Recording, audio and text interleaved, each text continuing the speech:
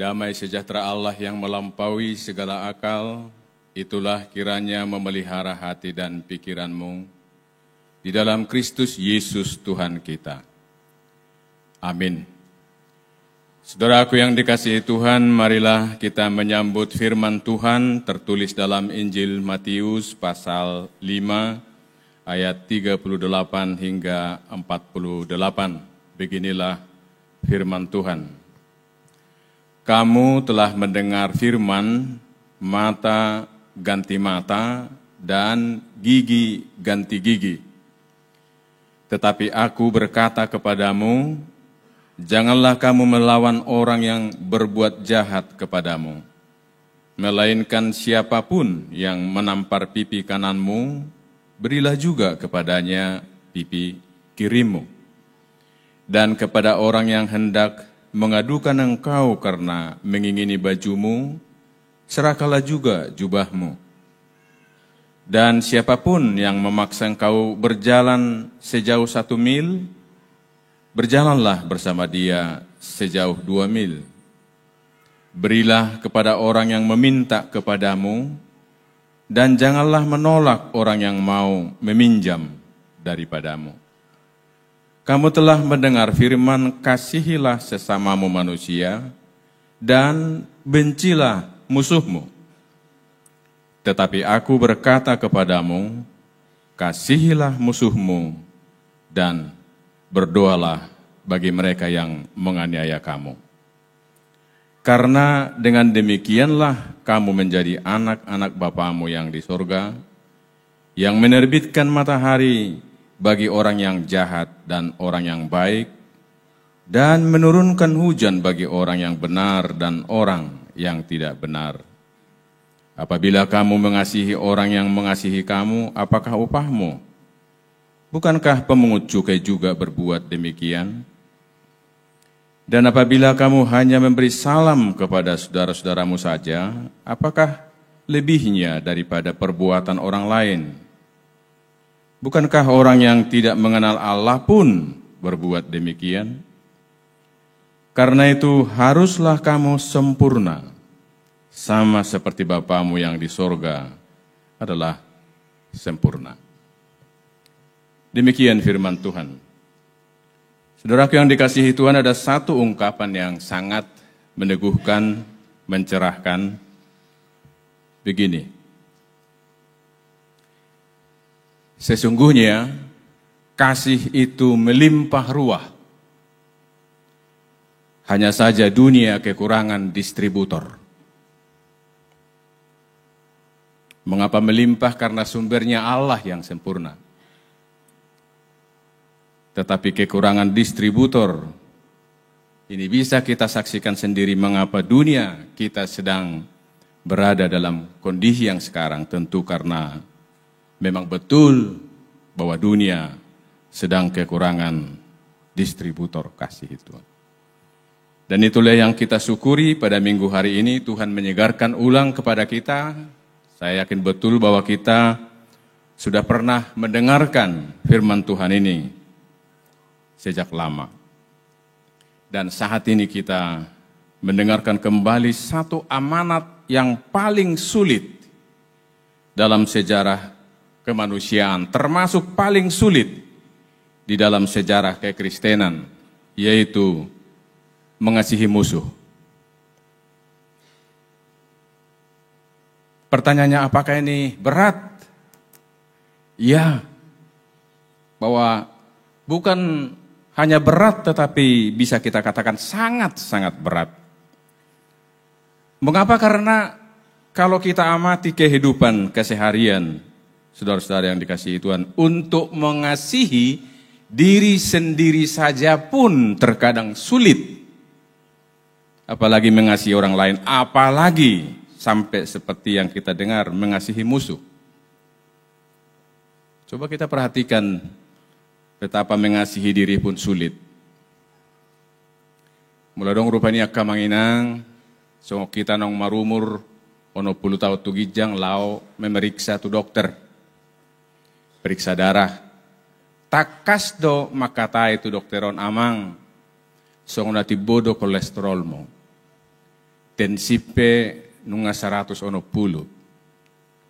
Gula songonon, asam urat di atas normal. Jadi amang diet dotuson. Atan ina dokter rupanya. Banggotiki siap klinik, siap dokter, tong dope terngiang-ngiang. Asa sehat tae. Ale somal namanya kamanginang, hari Sabtu, pesta mak. Isa jihoka suhutum masih panganonom maceta bu. Binereng maradi di si, saksangi. Binereng musyadok panggang na. Bertarung mak di bagasar roha. Na ni dokter Rodo menang nion. Na sidang niado panom. Gudang gua manginang makalupahon na ni dokteri. Gebedong turoha madok songonon batoy mak. Mate mangan hinna. Isubur matutusial lang onon ujung na marsugo na mangae mak. Mungkin contoh yang kecil, tetapi kalau kita bicara mengasihi musuh, untuk mengasihi diri saja pun terkadang sulit di dalam kehidupan ini. Semua kita tahu bahwa kalau kita stres, itu juga akan menyalurkan stres otak kita ke tubuh, membuat kita lemah, membuat kita sakit. Alaina gudangan jolma manginang di partikianon, saitong stres, marojak di pikiran, marojak di bagasan roha. Itu sebabnya kalau tema minggu hari ini dan firman Tuhan yang kita dengar, amanat Tuhan Yesus mengasihi musuh, apakah ini berat? Sekali lagi sangat berat. Karena untuk mengasihi diri sendiri saja pun terkadang sulit. Tetapi kabar baik bahwa Tuhan tidak pernah meminta manusia melakukan sesuatu melampaui kemampuan kita. Dan untuk itu, walaupun ini sangat-sangat sulit mengasihi musuh, kita coba amanginang menggeser urutan perhatian apa yang harus kita hidupi. Maksudnya begini. Kalau tugas panggilan kita, amanat Tuhan Yesus kepada orang percaya mengasihi musuh, ini masuk kategori sesuatu yang kita berikan, marilah pertama kita lihat terlebih dahulu apa yang kita terima dari Tuhan. Kalau mengasihi musuh sesuatu yang kita berikan, harus ya, tapi mari pertama kita lihat dulu apa yang kita terima dari Tuhan. 1 Yohanes 4 ayat 19, begini firman Tuhan, kita mengasihi karena Allah lebih dahulu mengasihi kita. Kita memberi yang tadi, bahkan mengasihi musuh, tetapi firman Tuhan ini mau menekankan bahwa sesungguhnya kita sudah terlebih dahulu menerimanya dari Tuhan. Nah, untuk itulah marilah sejenak dengan ketenangan hati, dengan kejernihan berpikir dalam tuntunan Roh Tuhan, mari saudaraku kita melihat hidup kita masing-masing. Semua kita yang ada di sini sekarang, pastilah kita semua punya kelemahan. Kita banyak kesalahan, bahkan dosa di hadapan Tuhan. Yang dalam artian ini, kita menempatkan diri sebetulnya dalam posisi bermusuhan dengan Allah. Tetapi syukur bagi Allah, hidup kita hari ini adalah bukti kasih Tuhan.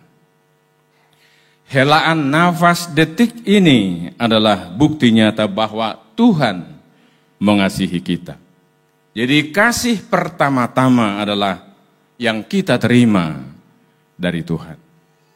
Kesadaran dan iman seperti inilah kekuatan kita mewujudkan amanat perintah Tuhan untuk mengasihi musuh sebagaimana dalam firman Tuhan ini.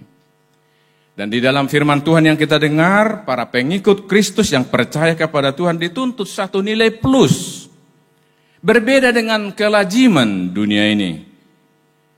Dan kalau kita ikuti dari beberapa tadi saya mau menyebut ada 3 hal yang ditekankan supaya hidup orang percaya berbeda dengan dunia ini.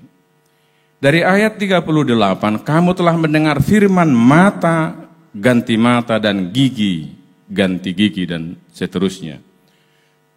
Sebetulnya hukum ini resmi pada waktu itu. Itu boleh. Dan masa itu ada hukum yang dikenal dengan hukum lex talionis. Lex talionis ini adalah hukum pembalasan seimbang. Dan sebetulnya lebih dari satu kebiasaan yang sering terjadi pada masa itu, yaitu dendam. Satu orang korban misalnya, itu bisa terjadi pertumpahan darah satu kaum. Jadi lex talionis, pembalasan yang seimbang, mata ganti mata dan gigi ganti gigi adalah terbaik dari yang terburuk.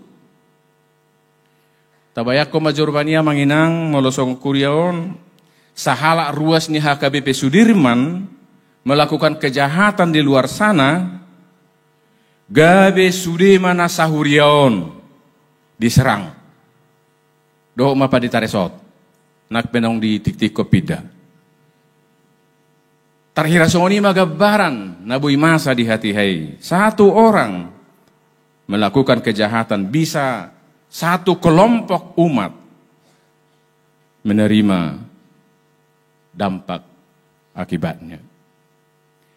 Di tengah-tengah kehidupan seperti itulah kehadiran Yesus seperti yang tadi. Orang percaya harus ada kualitas yang lebih tinggi dari kelaziman pada zamannya. Itulah sebabnya Yesus dalam ayat 39, tetapi aku berkata kepadamu, janganlah kamu melawan orang yang berbuat jahat kepadamu. Ini yang baru dari Yesus.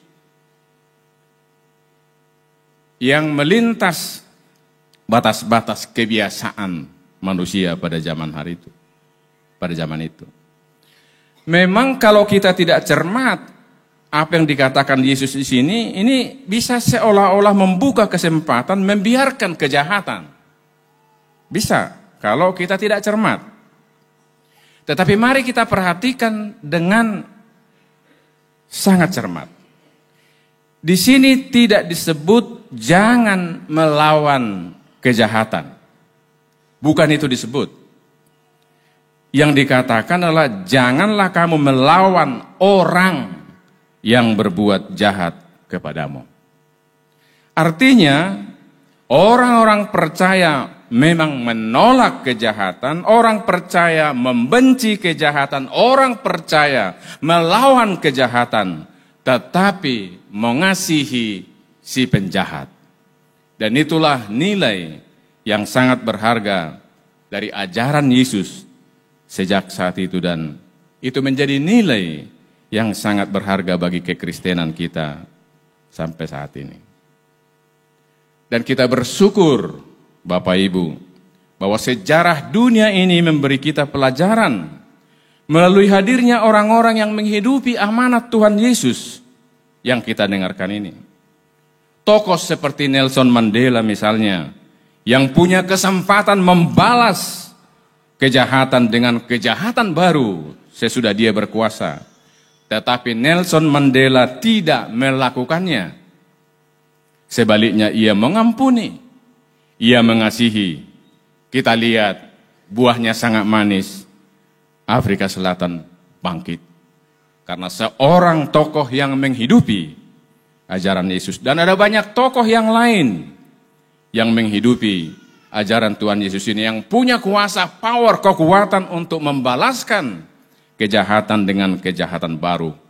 Tetapi Yesus sendiri mengamanatkan jangan melawan orang yang berbuat jahat kepadamu. Dan inilah yang Tuhan firmankan kepada umatnya sejak ribuan tahun yang lalu. dan menjadi nilai tertinggi dalam kehidupan kekristenan kita sekarang. Dan di sini juga Yesus berfirman di antara beberapa hal yang kita dengarkan tadi, jangan menolak orang yang meminjam kepadamu. Nah ini apakah berat? Berat. Karena dalam pengalaman kita pun ada orang yang datang mau meminjam, sujud menyembah-nyembah.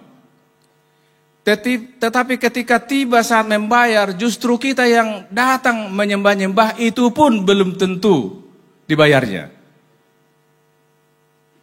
Kalau boleh kesaksian, 27 tahun yang lalu, ada seorang yang datang meminjam uang kepada saya.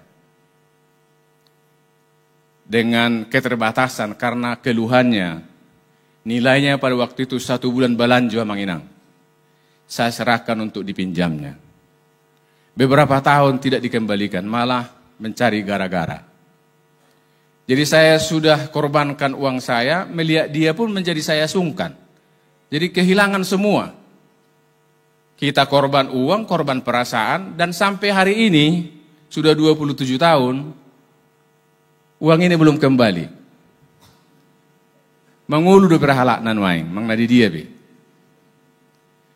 Tetapi setelah merenung-renungkan firman Tuhan ini, dan sebetulnya sudah puluhan tahun yang lalu, saya sudah merelakan ini dan berdoa supaya yang meminjam ini sehat-sehat, diberkati Tuhan, dan pasti Tuhan akan bisa membuka jalan berkatnya kepada saya. Dan sampai sekarang siapa tahu nanti satu saat didengar pula khotbah ini, sudah betul-betul saya ampuni, saya hapus hutangnya.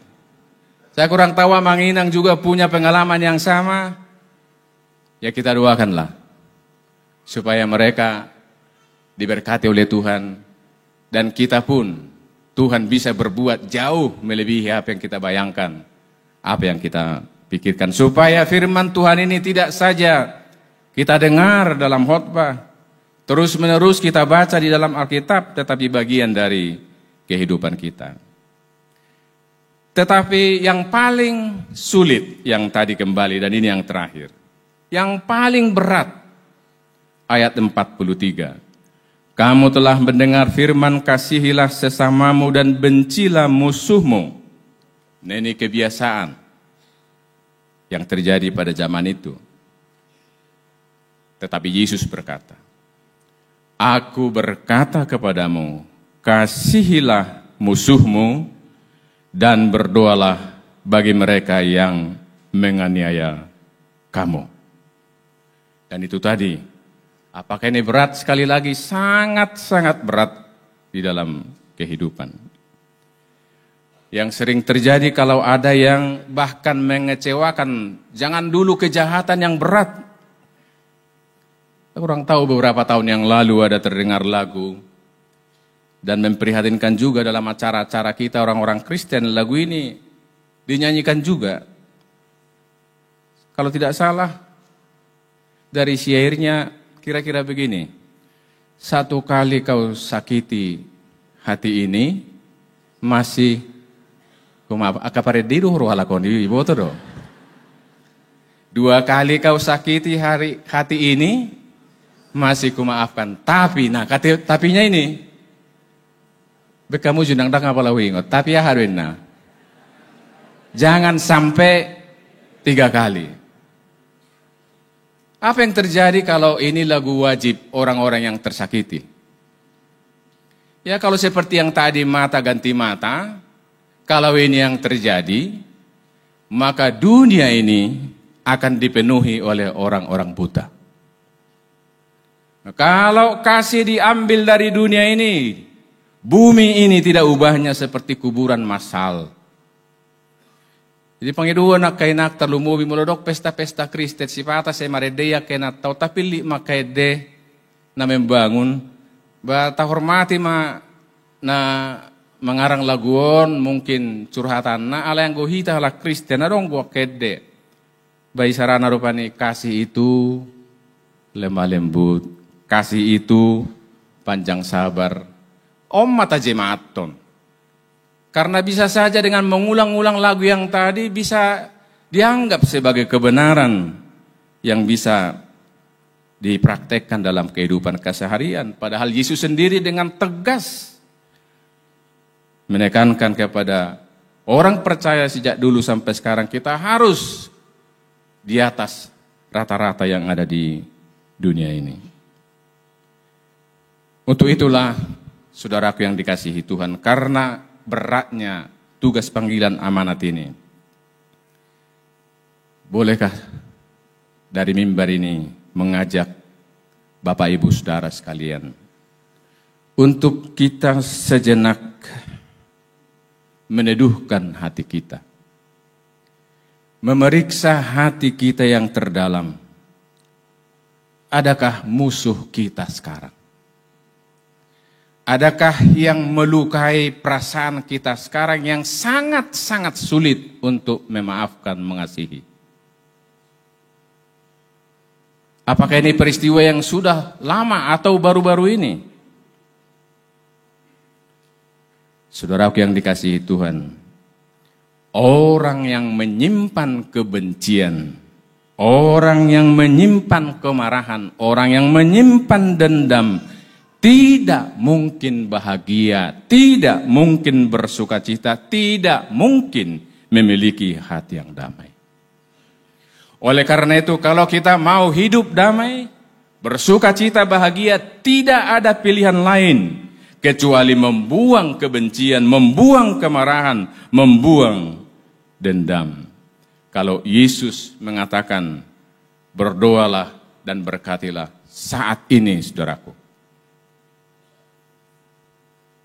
Biarlah hati kita terbuka di hadapan Tuhan, mendoakan orang-orang yang memusuhi kita, orang-orang yang melukai perasaan kita, orang-orang yang merugikan kita. Karena ketika kita tiba pada kehidupan dan kerelaan seperti ini sebagai bukti mengasihi musuh, lihat Bapak Ibu, hidup kita akan berbeda mulai hari ini. Hidup kita akan dipenuhi sukacita, kita akan lebih berenergi, fokus pada hal-hal yang Tuhan amanatkan di dalam hidup kita. Hidup kita akan merdeka, penuh damai, penuh sukacita, dan memiliki kekuatan untuk menjalani kehidupan. Dan akhirnya karena dalam ibadah kita ini juga akan dilaksanakan pelantikan pengurus Yayasan Universitas HKBP Indomensen dan Yayasan Kesehatan. Firman Tuhan ini secara khusus diperdengarkan pada saat ini. Ini mengingatkan kita bahwa misi yang diutus oleh Tuhan ke Tanah Batak dulu, itu kita tahu sebagai misi yang holistik. Holistik dalam artian bukan hanya keselamatan jiwa-jiwa, bukan hanya mempersiapkan orang Batak masuk surga, memang iya, itu salah satu yang sangat penting. Tetapi sejak awal misionaris datang ke Tanah Batak, mereka peduli pada jiwa, roh, dan juga jasmani. Itu sebabnya sejak awal kekristenan, kehadiran para misionaris selalu mendirikan sekolah untuk meningkatkan pendidikan orang-orang Batak. Selalu mendirikan klinik-klinik supaya orang-orang Batak itu sehat. Dan itulah yang kita warisi sejak sejarah HKBP dan kita lanjutkan. Dan sekarang Bapak Ibu yang kita kasihi di sini akan mengemban tugas untuk misi Allah di dunia ini melalui HKBP. Tuamang Dr. Effendi Murasakti Sibulunonga Hia Hutaringoton, dalam sebuah organisasi, sebuah kelembagaan, kepanitiaan, biasanya ada 4 kategori manusia di dalamnya. Hatabatak mahubana semura, opat horong. Apakah organisasi, gereja, kepanitiaan, kepengurusan, kategori horong na parjulu imana hogwari, kategori horong na lujahian. Jadi mulos ada pengurus, omma, nah sampai bisa mengorbankan jam tidurnya untuk memikirkan, untuk menekuni supaya kepengurusan ini, organisasi ini berjalan dengan baik. Luja di perdalanan, korban di keuangan, betul-betul mempersembahkan yang terbaik. Luja hien. Tetapi ada horong, kategori yang kedua, ima horong na luja. Capek, dan apalah luja hien. Budu terpudum dengan borginai. Allah itu luja do memikirkan bagaimana supaya organisasi ini, kepengurusan ini berjalan misinya dengan baik. Jadi ini positif. Alirong mahorong na patuluhon, ima horong na hurang luja. Jadi juga rupani tabay 10 hali marapot, na hurang lujaon, romo 2 hali, absen 2 hali. Jalarak pula gudak partisipasi na. Hanya saja memang bisa saja masih ada yang positif dari sini. Alarang apalah godang waktuna, dang apalah godang nabuy di patupa, alai hira sadar diri, badang buy gudak tahe pinatupa di organisasi oke pengurusan on, nang gua pala tinangyak konak kadungan lalu jaon. Unak pola say pagudak kui ba makatai, apalagi mengkritik, sadar diri. Jadi hira positif dopyo. Alerong do sa nanay na paupaton molo naking na lujahian, na luja, na hurang luja, na paupaton ima na paluja-lujahon. Jadi ordang arong manangaha di ulaon, ale nagoga katana, nagoda nga kritik na. Jadi buwi doon gabi mamikasi permusuhan di sada kepengurusa do kepanitian. Jadi tuhamu manginang na 2 yayasan on takas do hami di bagasat tangiang, di bagasan panakasion na manat pembina, na hurana pami, dang adong nanggawa pala bibi na papatoni na paloja-lojahod di antara munan wae. Jadi akan na betul-betul di bagasa sejarah perdalanan, na utatap pami, termasuk na paling tidak na 2 horongi duhamu, akan na lujahiyat do na luja, na hurang luja pejarang.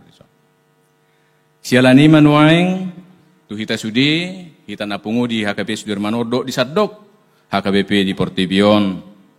Asang giat takas hita, marhite-hite holong ni tu hatay, tatopang kepengurusan ni na 2 yayasan on, asabuy mengemban misi ni tu hatay, marhite-hite pakubasyon na sida, asabuy nunga denggan sa lelengon pakubasyon. Sejak berdiri HKBP mengurusi pendidikan, so yang mengurusi bagian kesehatan di persahalai di pergugui tuhata aka amatai nata kepengurusan ni yayasan na 2 on.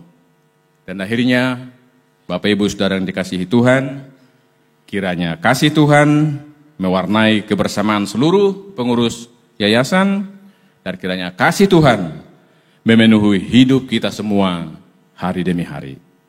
Amin.